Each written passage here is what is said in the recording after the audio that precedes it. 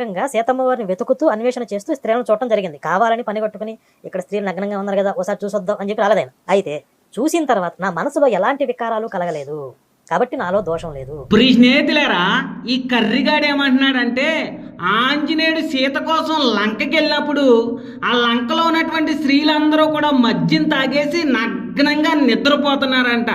మద్యం తాగేటువంటి స్త్రీలు రామాయణంలో ఉన్నారు అని మీరు గుర్తుపెట్టుకోవాలి. ఎందుకనంటే రాముడు భార్య సీత మద్యం తాగింది, శివుడు భార్య కాళిక కూడా మద్యం తాగింది.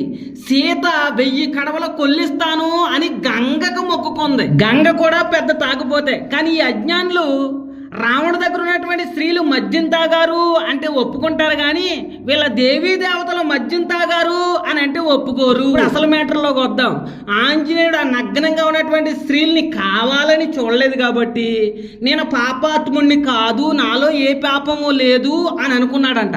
అలాగైతే భాగవతంలో కొంతమంది స్త్రీలు ఒక నదిలో నగ్నంగా స్నానం చేస్తున్నటువంటి స్త్రీల గురించి కృష్ణుడు తెలుసుకుని కావాలని ఆ నగ్నంగా స్నానం చేస్తున్నటువంటి అమ్మాయిల దగ్గరకు వచ్చి కావాలని వాళ్ళ బట్టలు ఎత్తుకుపోయి కావాలని వాళ్ళని నగ్నంగా బయటికి రమ్మని కావాలని వాళ్ళ నగ్న స్వరూపాన్ని చూశాడు. మరి కృష్ణుడు పాపాత్ముడు, దుర్మార్గుడు, దుష్టుడే కదా అవుతాడు ఈ కర్రిగాడి చెప్పిన మాటల ప్రకారంగా.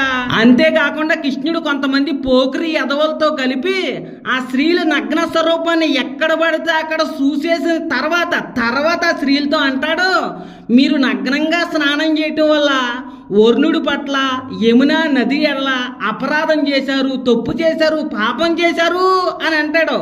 కృష్ణుడు పోకిరి యాదవులతో కలిపి ఆ స్త్రీల్ని నగ్నంగా చూడటం, ఏడిపించడం తప్పు కాదంట.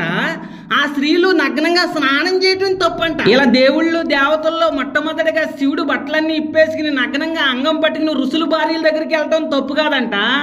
శివుడు భార్య కాళిక నగ్నంగా రాక్షసులతో యుద్ధం చేయటం కూడా తప్పు కాదంట. శివుడు భార్య సతీదేవిని నగ్నంగా నిలబెట్టి ఎక్కడ పడితే అక్కడ ఏలు పెట్టి నగ్న పూజలు చేయడం తప్పు కాదంట. శివుడు భక్తులు అఘోరాలు ఎక్కడ పడితే అక్కడ నగ్నంగా తిరగటం కూడా తప్పు కాదంట. కానీ స్త్రీలు నదిలో నగ్నంగా స్నానం చేయటం తప్పు అంట.